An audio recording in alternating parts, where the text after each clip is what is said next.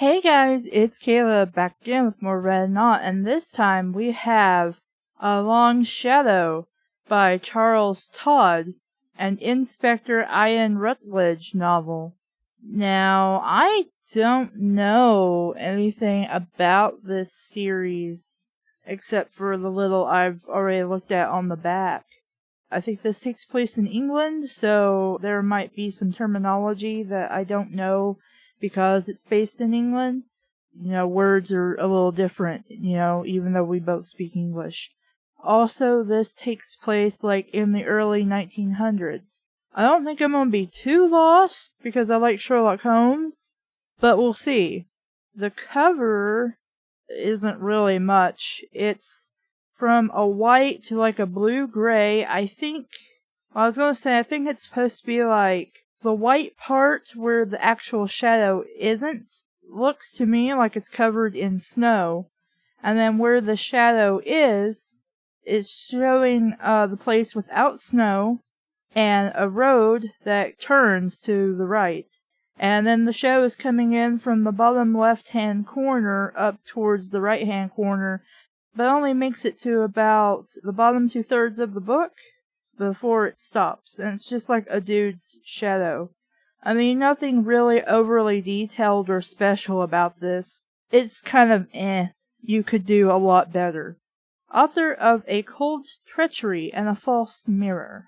Dark and Remarkable, Detroit Free Press. To the back, one of the best historical series being written today. Washington Post Book World. Scotland Yard's Inspector Ian Rutledge brought the Great War home with him. You mean World War I? And its horrors haunt him still. On New Year's Eve, 1919, he finds a brass cartridge casing, similar to countless others he'd seen on the battlefield, on the steps of a friend's house. Soon there are more purposely placed where he is sure to discover them. Mercifully, however, a case is drawing him away from London to a small Northamptonshire village where a local constable was shot with a bow and arrow in an allegedly spirit-infested wood. Here among the Tactum townsfolk, embroiled in a 3-year-old mystery of a vanished young girl, Rutledge hopes to keep his own ghosts at bay. But his stalker has followed him, and now an emotionally shattered policeman walking the razor's edge of sanity must somehow keep his balance long enough to discover who is tracking him, and why. Seamless in its storytelling and enthralling in its plotting, Todd's fine ear for dialogue and attention to detail shine in A Long Shadow. Fort Lauderdale Sun Sentinel. Am I saying that right? Sun Sentinel. I'm so stupid I cannot pronounce words. Chapter 1. Dunnington, 1919. Constable Hensley walked quietly through Thrift's Wood, looking left and right for some sign that others had been here before him, but the wet matted leaves showed him nothing, and the cold sun slanting through bare trees was more primitive than comforting. It would be dark soon enough. The light never lasted this time of year, unlike the glorious bright evenings of summer, when it's fucking hot as shit, when it seemed to linger as if unaware of dusk creeping toward it. And one particular summer evening, he came to the end of the wood and turned to retrace his steps to the small clearing where he'd left his bicycle. Halfway there, he could have sworn he heard someone moving beneath him, a soft step barely audible, but his ears were attuned to the slightest sound. Wheeling about, he scanned the trees around him, but there was no one to be seen through the tangle of undergrowth and trunks. No one living. Imagination, he told himself. Nerves. A small voice in his head countered, and he shivered in spite of himself. After a moment he went hurrying on, not looking back again until he retrieved his bicycle and mounted it. Then he scanned Thrift's Wood a final time, wondering how a place so small could appear so gloomy and somehow threatening even in winter. The Saxons, so it was said, had beheaded men here once, long ago, taking no prisoners, unwilling to be hindered by captives. They'd come only for booty and nothing else. Not slaves, not land or farms, just gold or silver or whatever else could be bartered at home. A greedy people, he thought, giving his bicycle a little push to start it forward. Greedy and bloody, by all accounts. But nearly 1,500 years later the name of the wood hadn't changed, and no one cared to set foot here after dark. He was glad to be out of it. Yet he could still feel someone watching him, someone on the edge of the wood, someone without substance or reality. Dead men, most likely, or the ghosts. One ghost. He didn't look again until he reached the main road. Out of the fields, away from the wood, he felt safer. Now he could pedal back the way he'd come, make the turning at the Oaks, and sweep down to Domington. Anyone seeing him would think he'd been at the pub, or sent for from Leatherington. He'd been clever covering his tracks. It made sense to plan ahead and not go rushing about, if he had to go there. Of course, a really clever man, he told himself, would stay away altogether. The way behind him was still empty. That was a really short chapter. That was just 2 pages. Chapter 2. London, New Year's Eve, 1919. Francis was saying as their cab dropped them in Marlborough Square, "Marianne will be so happy to see you, it'll do her good." "Yes, well, don't expect me to play bridge," Rutledge answered her, half in jest, half in earnest. He had worked for the past hour to convince her that he was in good spirits. She had always been too quick to read shadows on his face. "You haven't forgotten the last time, have you? At the Moors? I was partnered by that awful woman. What was her name? Stillwell? She dissected every hand ad nauseam. Put me off bridge for the better part of a year." In the square behind them he heard the gate creak as someone came out of the garden and walked briskly away. The policeman in him noted the fact as the footfalls stopped, another gate down the street opened and shut, and there was silence once more. "You don't bring in the New Year playing bridge, silly. Besides, you ought to know how Marianne doesn't care for card games."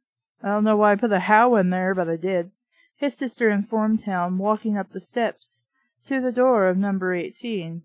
She glanced up at him, thinking how handsome he was in his evening dress, his dark hair and dark eyes a sharp contrast with the gleaming white shirt-front. "How would you know what your sister thinks of you? Can you read her mind? Too bad she couldn't persuade him to wear it more often. ... For some reason. He'd become recluse since the war. Was Jean's shadow still hanging over him? Who's Jean? Maybe somebody from previous books. I don't know, but it would be nice to, have something filled in. Maybe this is from her perspective. I don't know. Or maybe this is omni-perspective, where it's everybody's perspective at once and not just one particular person. She didn't want to believe it was France, or shell shock lingering. Why the ellipses? He refused to talk about himself, however hard she probed, and Dr. Fleming was as tight-lipped as her brother. Marianne said something about an entertainment. Probably a new soprano. ... I'm getting sick of the ellipses. Mischief danced in her eyes as she waited for his reaction. Good God, that was at the Porters just before the war. She was Austrian and made the chandeliers quake. Now that's an outright lie, Ian. She was Italian. Francise's laugh was silvery in the cold air, her breath a frosty puff. She insisted you take her in to supper, and then spent the rest of the evening trying to persuade you to visit her in Venice. She lifted the knocker and then added, Jean was in a terrible huff. She was left with that colonel, the one with... The door opened and Marianne Browning enveloped Francis in a warm embrace. "Hello, my dear. I'm so glad you could come. And Ian, you've been a stranger far too long. Give your coats to Iris, here, and join us in the drawing-room." She swept them with her, made introductions, settled them with drinks, and sat down herself to resume a conversation about Canada, which their arrival had interrupted. Rutledge knew most of the people here. Simon, Marianne's brother, vicar at a country church in Sussex. What's a vicar? I don't know. Dr. Philip Gavin, a Harley Street surgeon, and his wife, who had been friends with Marianne for years. A younger couple, the man missing in arm from the war, were Talbots, George and Sally. Rutledge had met them at one of his sister's parties. Across from him sat a naval officer, Commander Farham, and his wife Becky, who lived just down the road from Francis. The last guest was a dark-haired woman of infinite poise, whose eyes were turned on him as if she could read his thoughts. The intensity of her gaze made him uncomfortable. Her name was Miss Channing, and she was new to him. Marianne's husband, Peter Browning, had died in the influenza epidemic of 1918. A civil servant in the War Ministry, he had appeared well at 7 in the morning as he kissed his wife good-bye. At 3 o'clock he dropped dead at his desk, overwhelmed by a swift, massive infection. A silver frame on the mantel held his photograph, a thin-faced man with kind eyes. Rutledge had liked him immensely. The evening passed with pleasant conversation, and Rutledge found himself relaxing, the voice in his head silent for now, the company interesting enough to draw his attention away from his own thoughts. They had been bleak enough, lines from the letters lying on his desk still echoing in his mind. He was glad to escape them, if only for an hour or so. Mrs. Channing, sitting across the room from him, made no effort to charm her fellow guests, and yet she seemed to become the heart of the party, her voice never dominating, but often bringing laughter with a well-timed comment. He found himself wondering what her age was, closer to his than Francis's. Man, there's too many S's there, he decided, or perhaps younger than both of them. It was hard to tell, because she seldom spoke of herself, or of her late husband, as if too private a person to thrust her experiences on strangers. There were no benchmarks. What?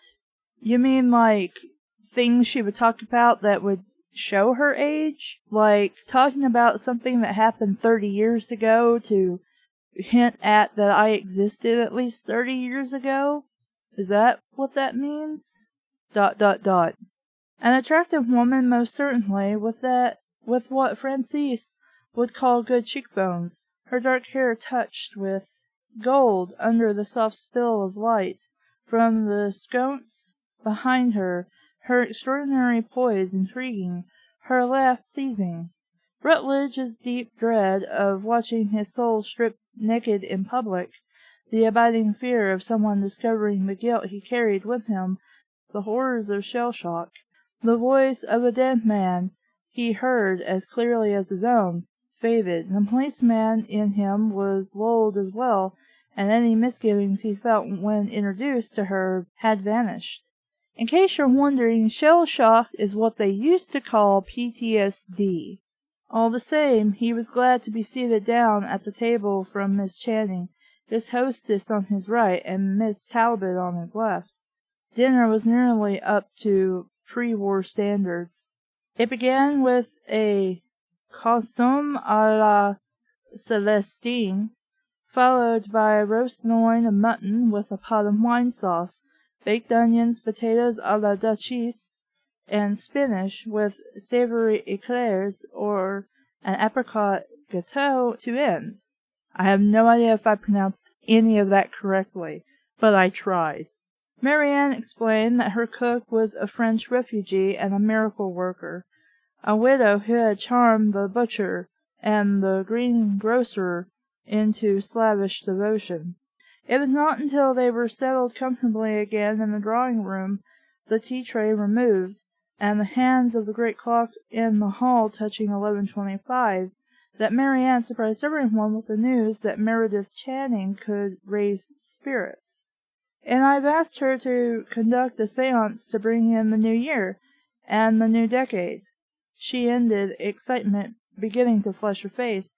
She's to discover if all of us will be wealthy and happy in 10 years' time. The women laughed, Marianne's enthusiasm contagious, but Farnham and Talbot exchanged glances and stirred uneasily, while Simon started to say something to his sister, and then held his tongue. And in the back of his mind, his dread lurching to life again, Rutledge heard Hamish exclaim, "No!" The single word seemed to fill Rutledge's head, and ricochet around the room, but no one turned to stare at him. No one else could hear it. He stepped back, shaken. As if she'd sensed the apprehension among her male guests, Mary Ann went on, "It's all in fun, of course. We did this on Boxing Day at the Montgomerys'. John raised Napoleon, of all people. The most outrageous thing happened, and we laughed ourselves silly.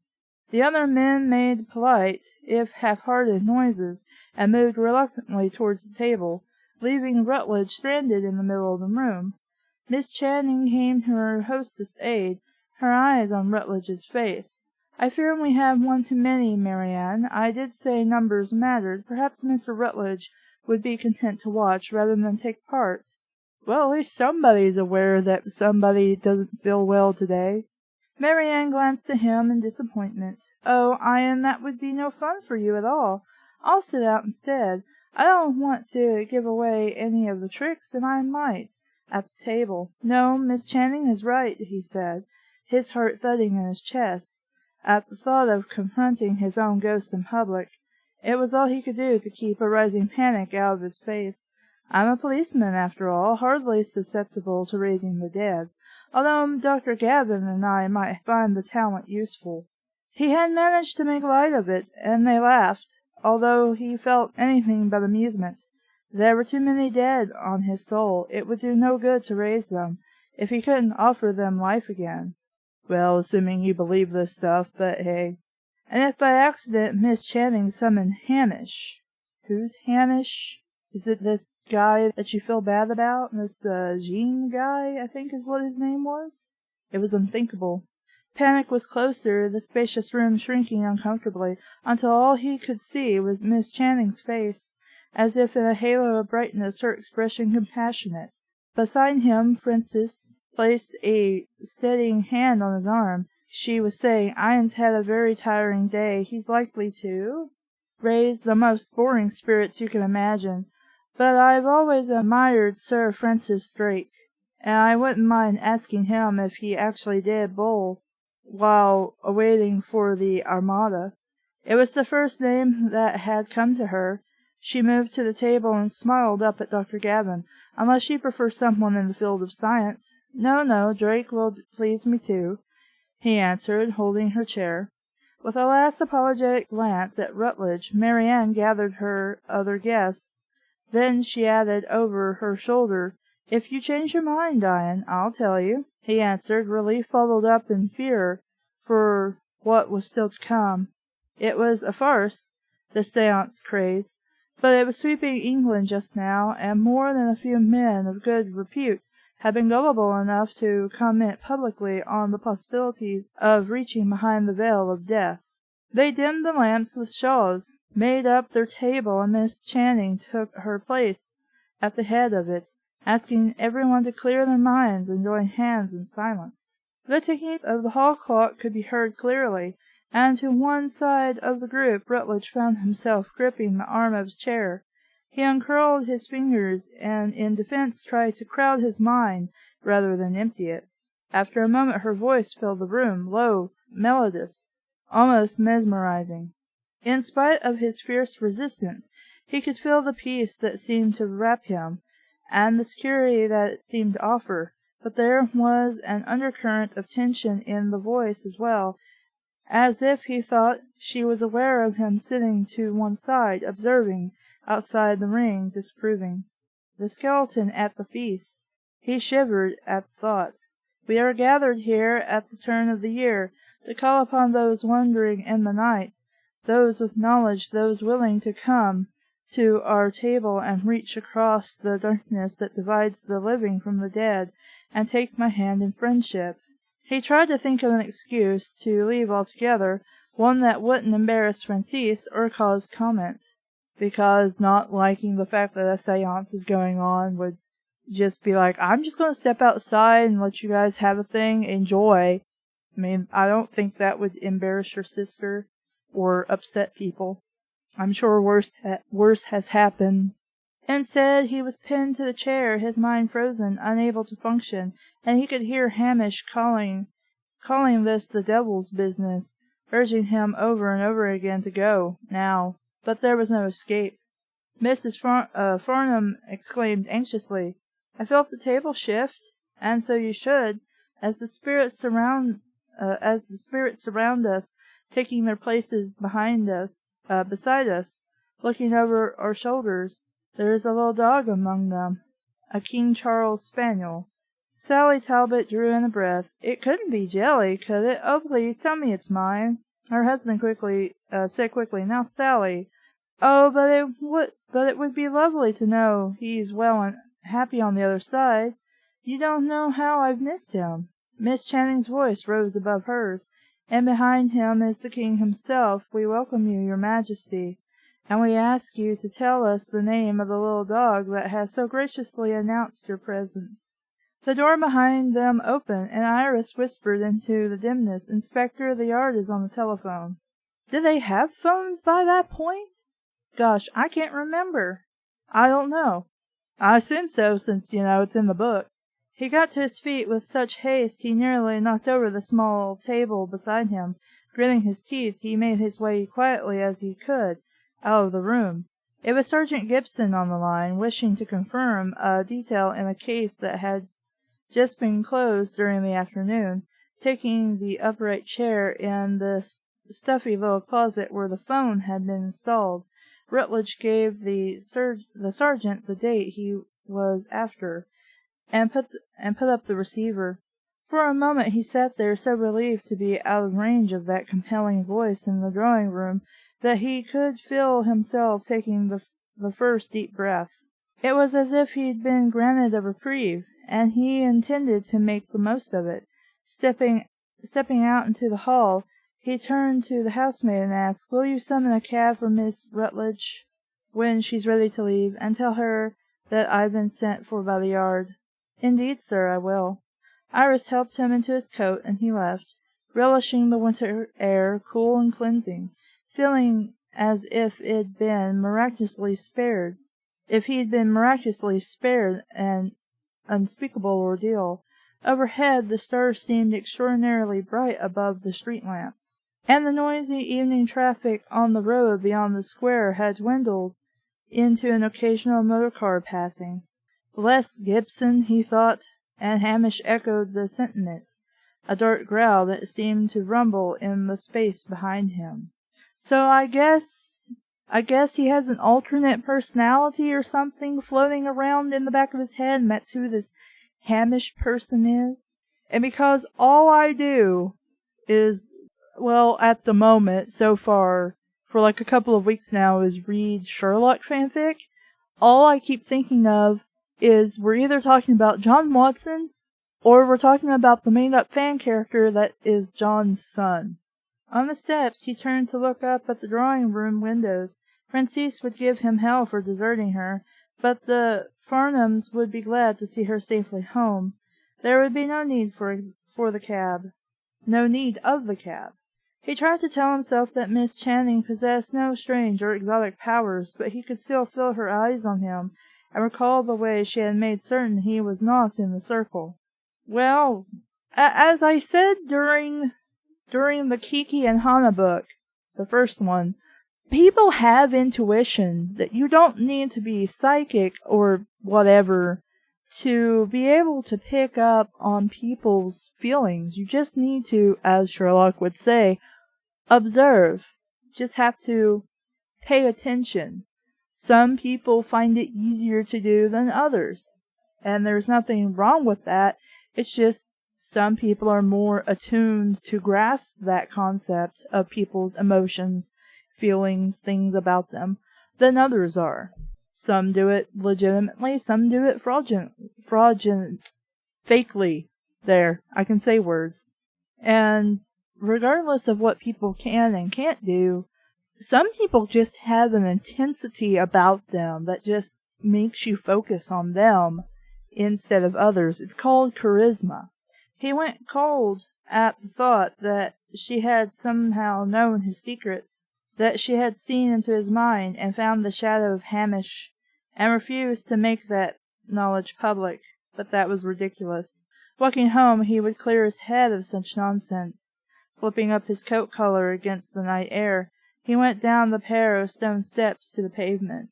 His shoe struck something that rolled, making a tinkling noise across the walk and into the gutter. His first reaction was surprise. It was a sound he knew. Moving to the curb, he bent down to search intently. Light spilling from the windows behind him picked out a metal cylinder a little distance away. He retrieved it, and recognized it even as his fingers reached for it. A .303 cartridge casing from a Maxim machine gun, its shape cool and familiar in his hand. There had been thousands of them on the battlefield, as common as the mud under a foot. But what was it doing here, on a quiet street in London? He stood up quickly, his gaze sweeping the fenced garden in the square, then scanning the street in both directions. There was no one in sight. Hamish said, "It's no here by chance." A sense of unease made Rutledge turn to look up at the house front. He could see the drawing-room, the curtains drawn, only a faint glow behind them from lamps shaded by shawls. The quiet, spellbinding voice of the woman conducting the séance seemed to echo in his head. The cartridge casing hadn't been there when he arrived at the Brownings. Well, how do you know this? You could have you could have missed it. I mean, I don't know anything about guns or bullets, so I don't know how actually big this thing is. It would have been dislodged then, as here Francis mounted the steps, and no one else had arrived after they were admitted to the house. Turning the casing in his gloved fingers, he could tell that it wasn't smooth. The lines were regular, as if something had been cut into the metal surface. Loops and swirls, not initials. Soldiers by the hundreds had done this sort of thing in the long watches of the night, or the deadly boredom of waiting for the next attack. In hospitals and convalescent homes, passing the time as they healed, men had been encouraged to make such things as boutonnières? I don't know what that is. Boutonnières. Vases, cigarette lighters, and even canes, out of empty cases of every size. Even copper diving bands from artillery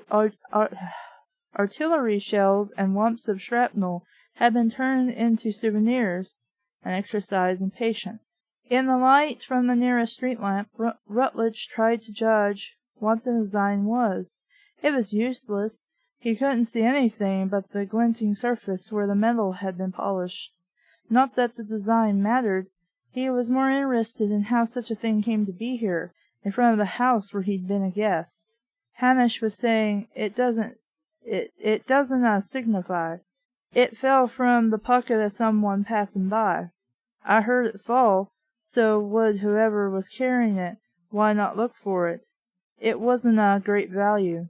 Who could have known that I'd leave early? It could as well have been Dr. Gavin, he told himself, called to a deathbed. Or Miss Channing, séance over, leaving Marianne's guests to talk behind her back about the evening's entertainment. Well, why? I don't understand this sentence. So Hamish is saying it fell from somebody's pocket, and what's his face, our main dude, is saying, well, I heard it fall, so would whoever was carrying it, why not look for it? And then he says, well, they wouldn't look for it because it's not of great value. And that he's like, well, who would have known I would leave early and then leave it here for me to find? I'm not exactly sure this sentence structure, unless he's trying to rationalize that it wasn't here for him, it just happened to be there. I don't really understand. This is quite confusing.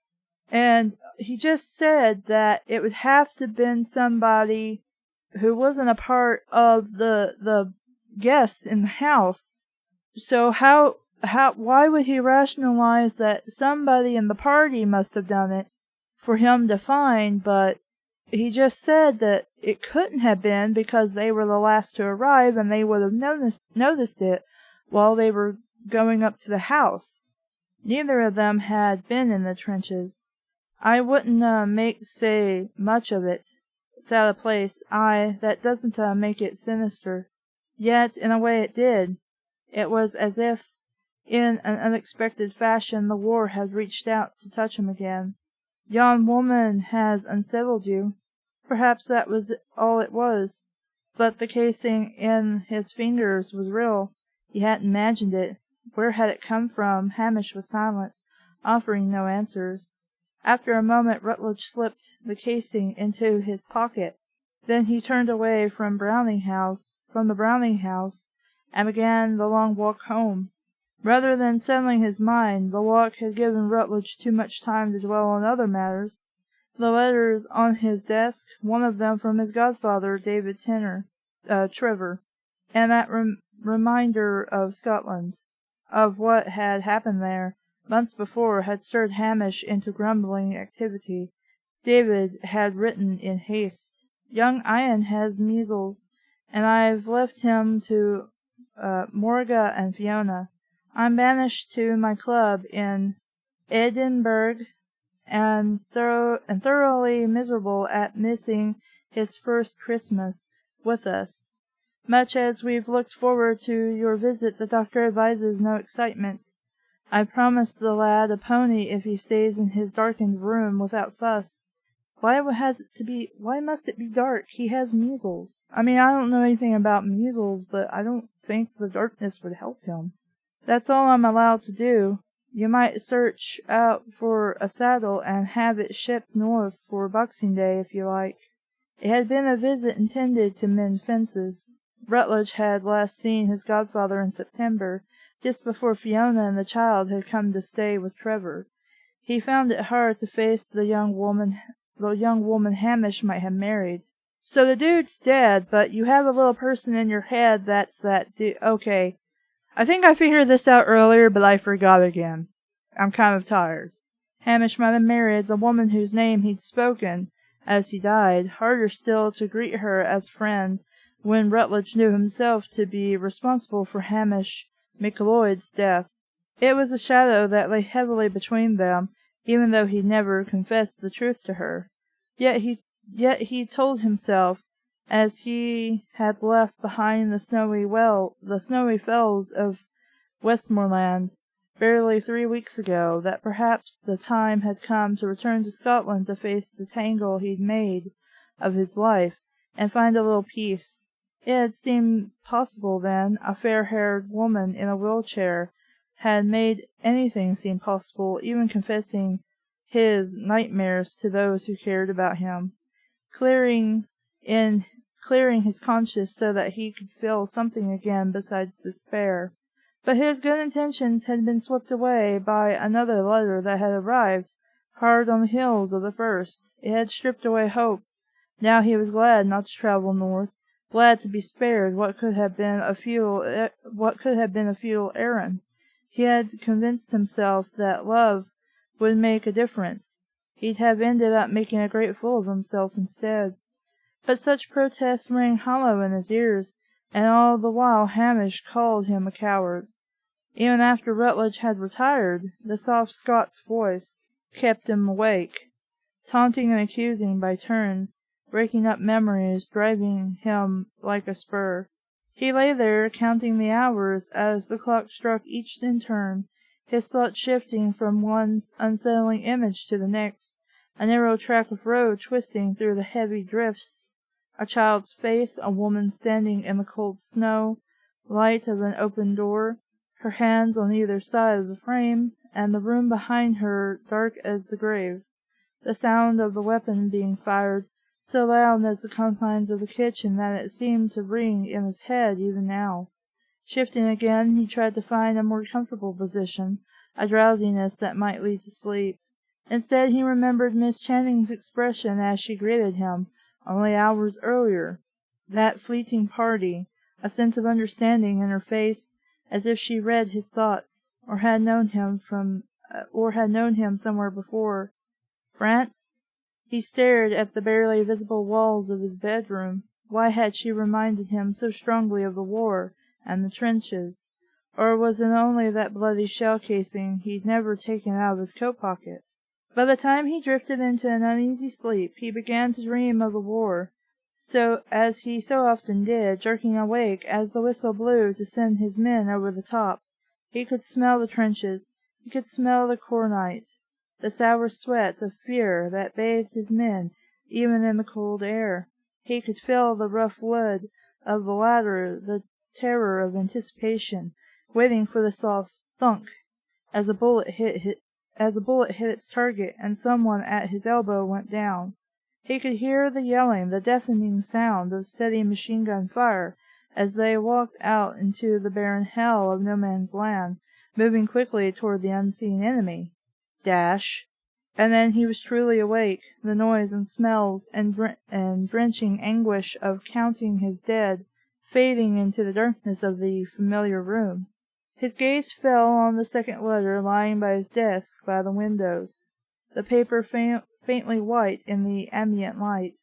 He knew the words by heart now. Don't come back to Westmoreland. The desolation he felt when he first opened the single sheet swept him again. How do you learn to live again, he thought, where there is no hope, no warmth, no laughter? He lay there, trying not to think or dream or remember, until first light. Meredith Channing was also awake until dawn, her mind unwilling or unable to settle into peace. So that was Ian Rutledge, she thought, that tall, handsome, haunted man. Not at all what she expected. Mary Ann Browning had said, discussing her guests each in turn. He was in France for 4 years and doesn't often attend parties now. Such a shame. He and Peter were better at charades than any of us, and it was always great fun. But his sister has promised to persuade him. Was he severely wounded? She had asked. He was in hospital for several months. I'm not sure why. Francis never said, but nothing serious, apparently. He's returned to the yard. Of course the woman he was to marry broke off their engagement as soon as he came home, and wed someone else. That must have been a crushing blow. We were all so heartbroken for him, but I never liked Jean. I thought Jean was a dude. Or, well, whatever. I'm confused as to who's doing what and what character is what. I never liked Jean myself. I thought he could do much better. And then the first of her guests had arrived, and Mrs. Browning had gone to greet them. Miss Channing saw no reason to tell her hostess that she'd seen Ian Rutledge before, once, but only at a distance. She hadn't needed to include him in that silly business at the table to know his secrets. Ah, so she is a fraud. Okay. War, she thought, is such devastation for the living, for the dead, and for those who are not sure any longer where they fit in. But that brought her little comfort. There were some things that one couldn't explain away. Grace Lutteridge lay awake as well. The woman who cleaned for her on Tuesdays had told her she had seen Constable Hensley coming out of Thrift's Wood. I was taking the Christmas bells to the attic for the rector? I don't know what that is. The window was all dusty, and I took out my rag to clean away the worst of it, and I could see him hurrying away on that bicycle of his, for all the world like a haunted man. I can't for the life of me understand why he goes there. You'd think he'd stay away, like everyone else. She shook her head, considering the constable's foolishness. But then he's not one of us, is he? She added, else he'd know. A guilty conscience, Grace thought now. It makes people do foolish things, betray themselves even. She turned on her side, not wanting to think about Hensley or Emma. Emma was dead, and yet she might as well be alive. What was it the Romans believed? That a spirit wondered if the body wasn't given decent burial? Emma's wondered. Grace was certain of it, and it gave her no peace. Someone knew the secret of what had happened to Emma Mason, and Grace was convinced it was Hensley.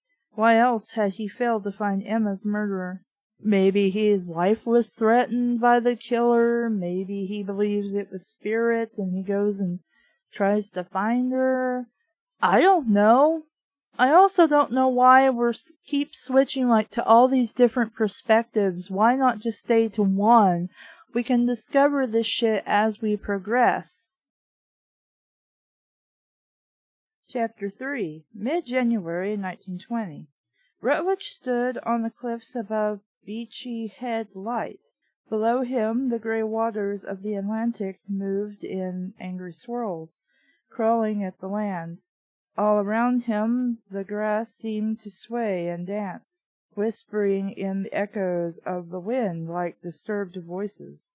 He had come here after a difficult 24 hours, forcing a would-be murderer to give himself up and release the hostages he had taken in a small cottage outside the village of Belton.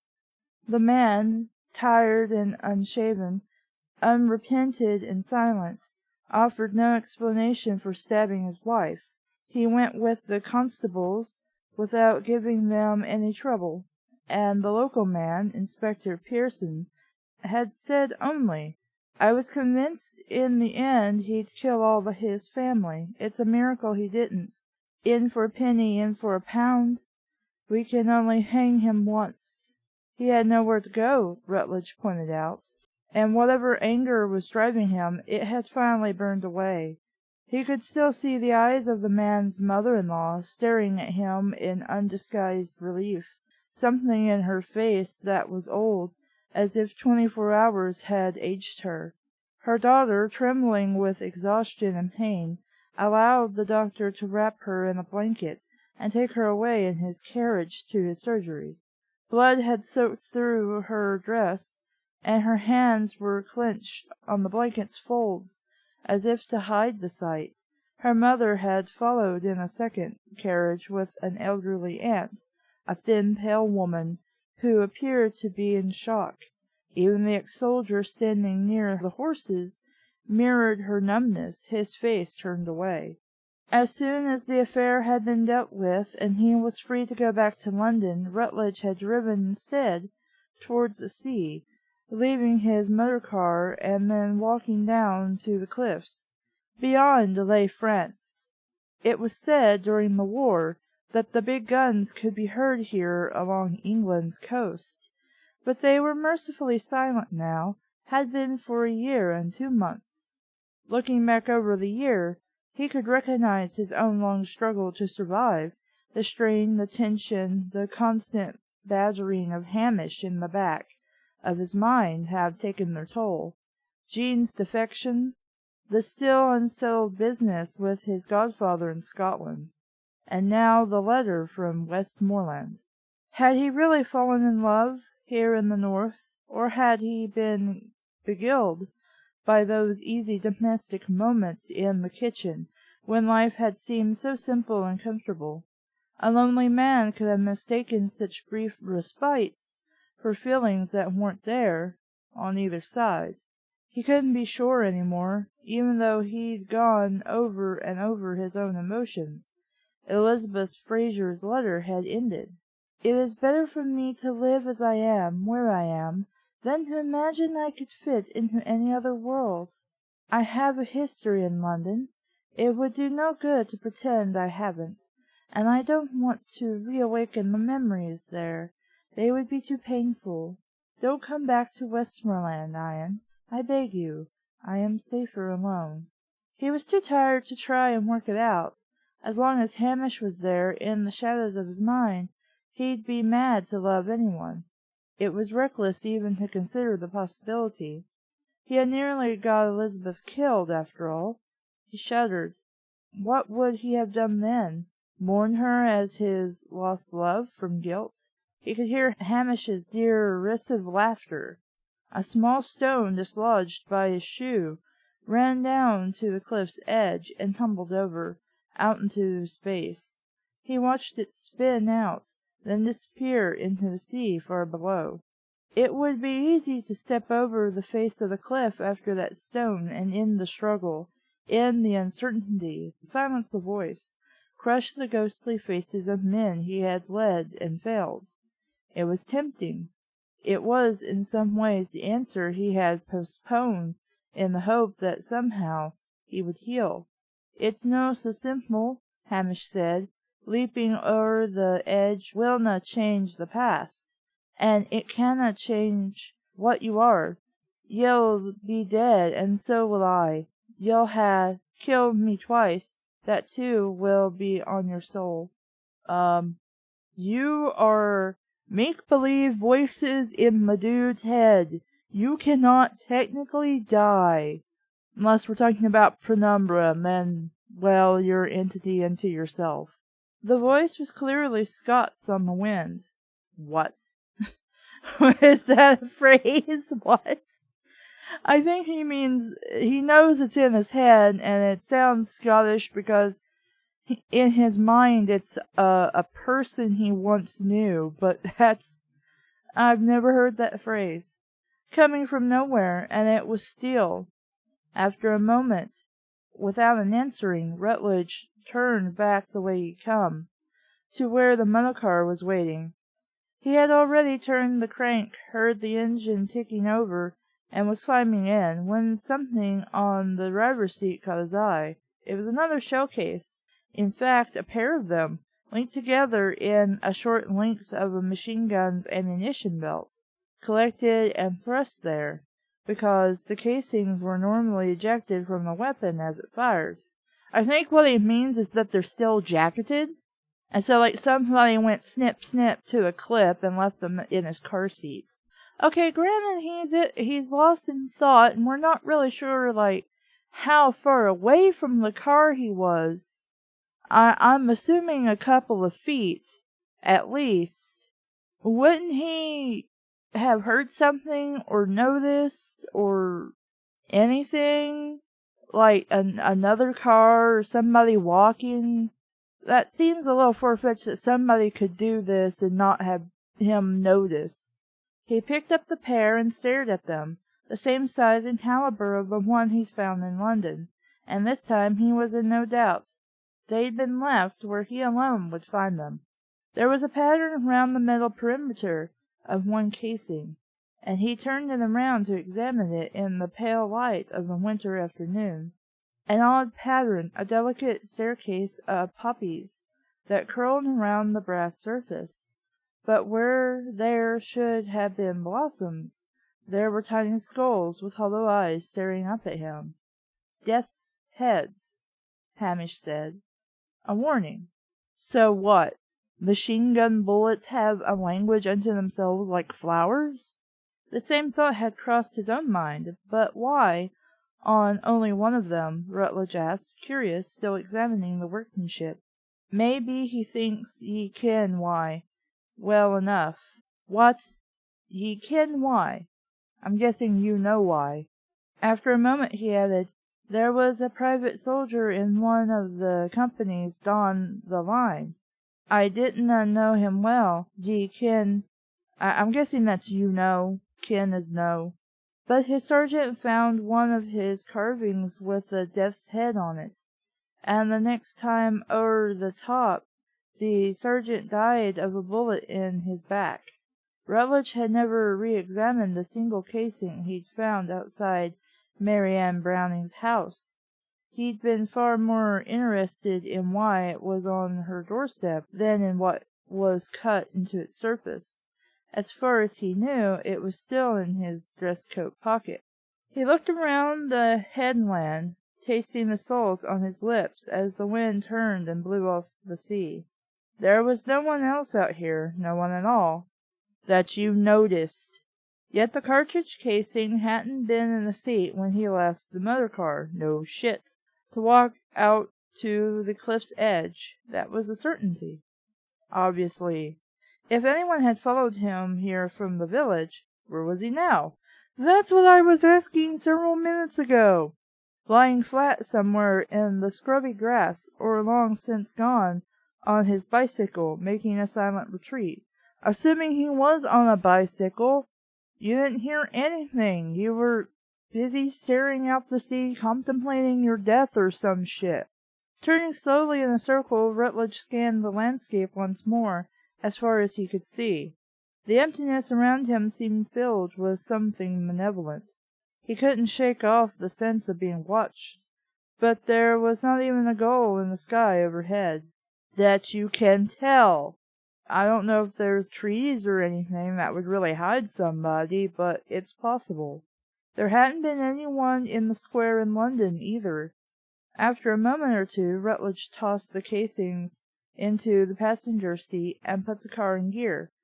All the way to London, he reminded himself that while someone might have known he was going to the Brownings' party, Sergeant Gibson had tracked him down, after all.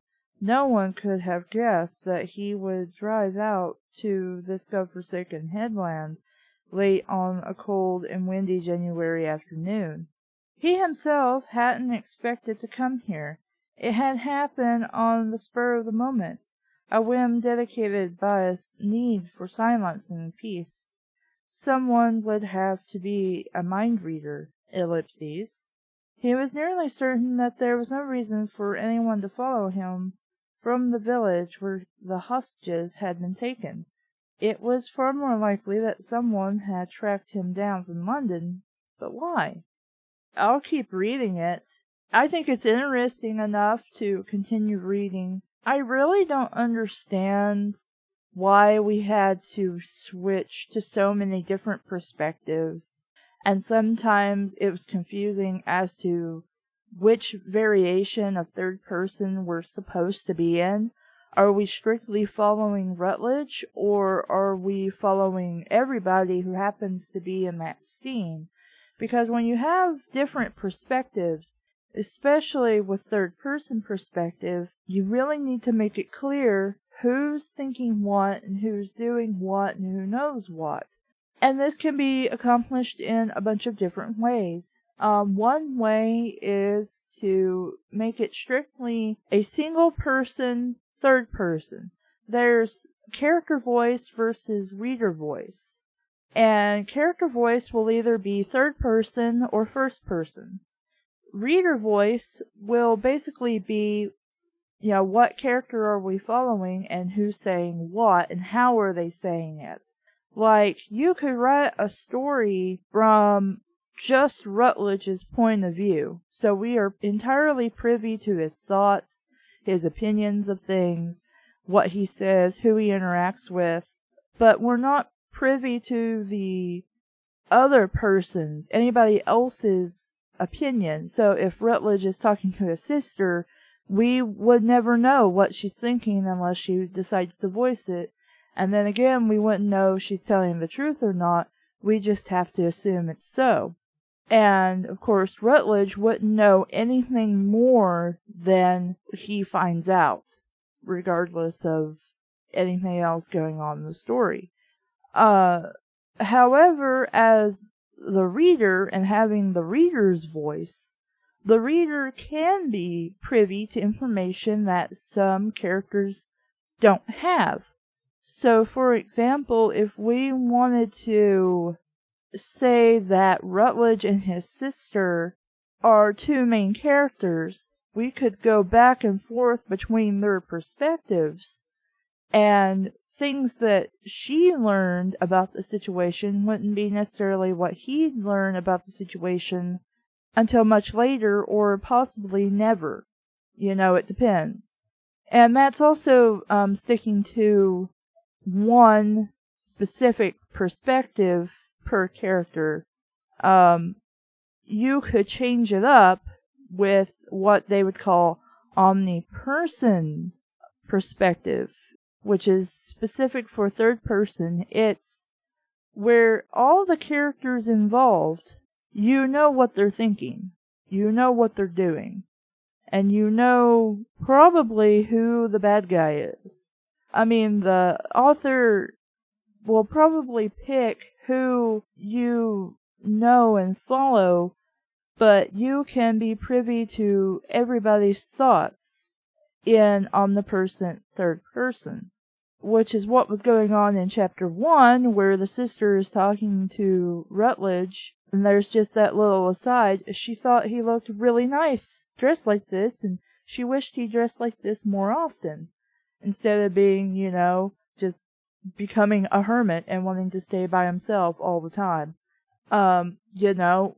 that was suddenly omniscient perspective. Because there's no way Rutledge would know what his sister's thinking, and she wouldn't know what he's thinking. They are not psychic. They can't read each other's minds.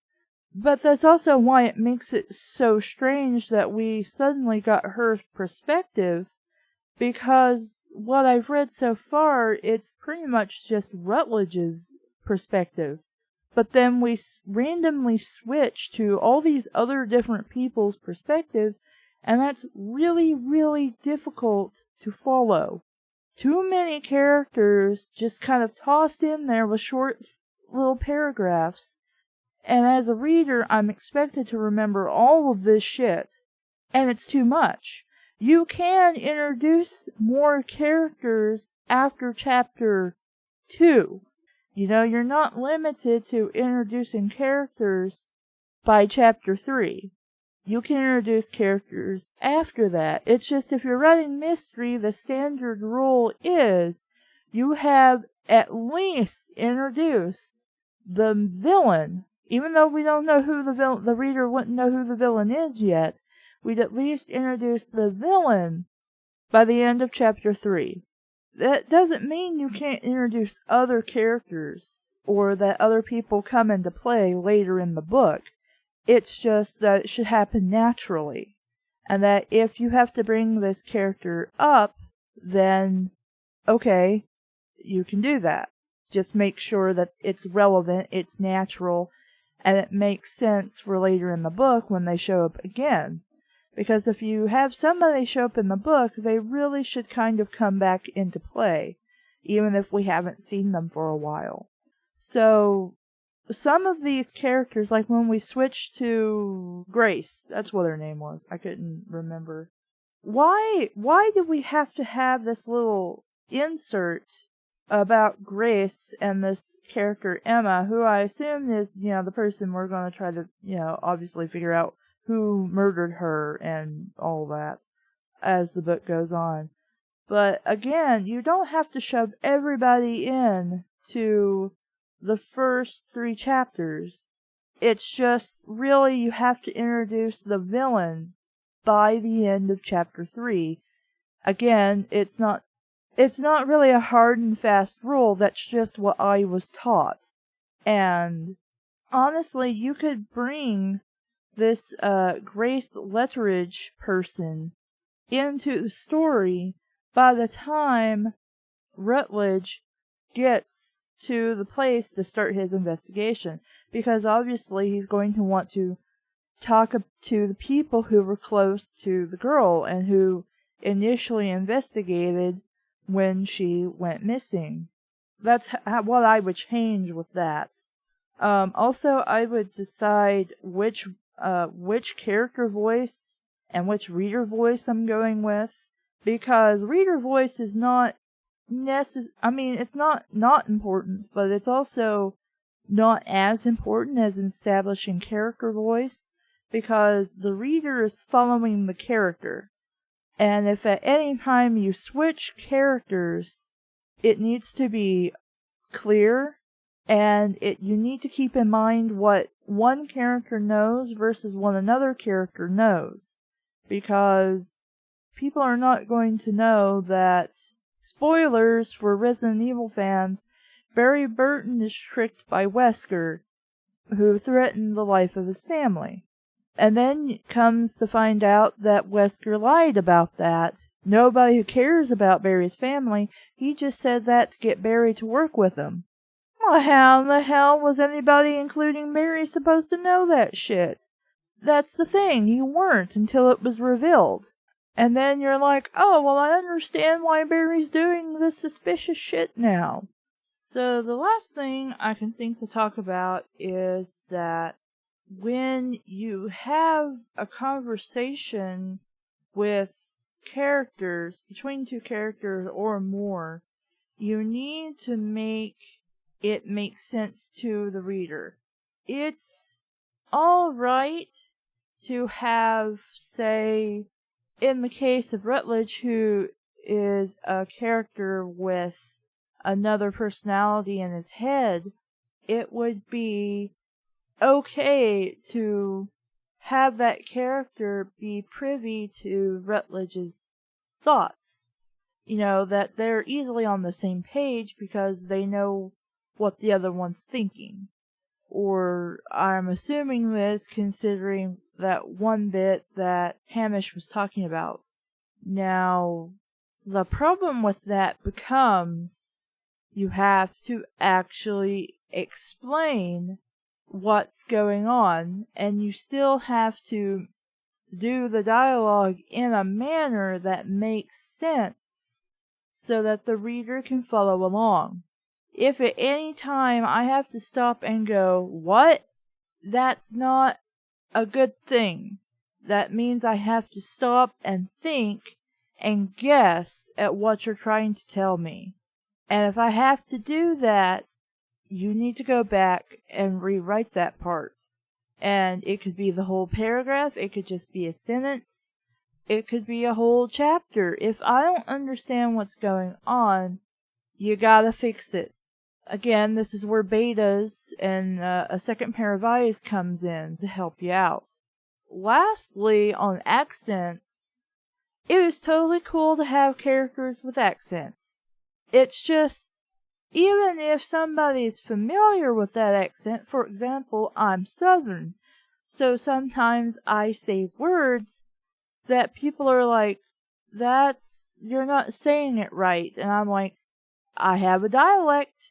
I speak the local dialect, so just because it doesn't sound right to you doesn't mean it's not right.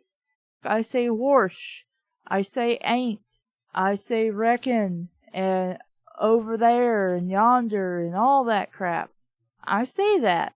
Sometimes, I'm sure when you listen to some of the videos, you can hear me sound very, very Southern.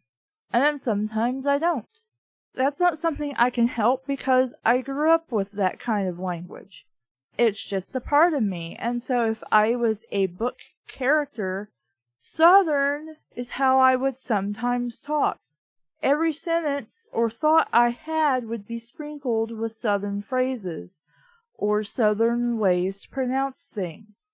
One of those things that you'll see often in books is when you're dealing with a Southern character, they'll just drop their G's and put like a little mark there to dictate that, yes, we know the G is missing, we meant to do that. So like, I'm going to the store instead of I'm going to the store. Southerners just do that. They just drop G's left and right. And that's how you would put it in a book. You can also do other little things, like maybe some older things, like we refer to overalls as ha-has. Not so much anymore, but that's more like a family thing, because my youngest uncle on my mother's side called overalls ha-has. So that's not necessarily a Southern thing. That's more of a in-joke for the family. My grandmother, I called her Mamaw, because, I was confused between Mama and I guess they were trying to get me to say Mamaw, or Mamaw, but it became Mamaw. And so everybody called her Mamaw, because I did that. You could even have things like that, which not only give your characters nice little sayings, that seem natural, because every family is going to have things that they call something because of somebody saying something dumb once. Because they were young and didn't know, or because they were being silly and it was funny at the time, so they just kept referring to that thing as a thing. Like we do on the show, run them around like pigs, what the hell are you doing, motherfuckers? Things like that are just neat, interesting ways to spice up a character's dialogue. But if you really want to go with accents, I'll tell you what I was taught. You change one, maybe two things. Basically give a Southern character a quirk. As in, every time they do an ing word, they just automatically drop the G. And they never say the G in their written dialogue or in their monologuing thoughts. And then maybe something else, like they'll say ain't every once in a while, or y'all, or something like that.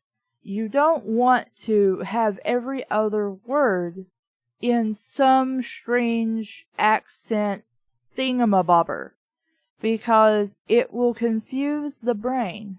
I tried. I really did. Because, I'm Southern, so I'm like, I know Southern words. And I picked up Mark Twain. And I think this was The Adventures of Tom Sawyer and Huckleberry Finn. This was like 5th grade. And I whipped it open, and I'm like, I'm gonna read this, because I'm Southern, and I like the story from, shows I've seen on TV, so I'll actually read the book. I did it, but it was very hard. I struggled with each and every page, and the only way I could read that book was speaking out loud and guesstimating what was supposed to be said, because he wrote as if he was speaking the dialect. And let me tell you, that is very, very difficult to read. And that's my problem with what is supposed to be Scottish, I'm assuming, in this book. I can understand some of it, but then I have to guess at other things. That's not really okay. I mean, there have been horrible bad fanfics that have gotten the idea of a Scottish accent down better than a published book. I don't know. But those are some things I would keep in mind if you're trying to do things like that. My final thoughts are, I'll keep reading. I don't see why I should not keep reading. I'm worried about some of the things that come up, but maybe it'll be okay. I don't know. And I'll see where the book goes. I'm Caleb, and this has been Read Not. Thank you for listening. Bye!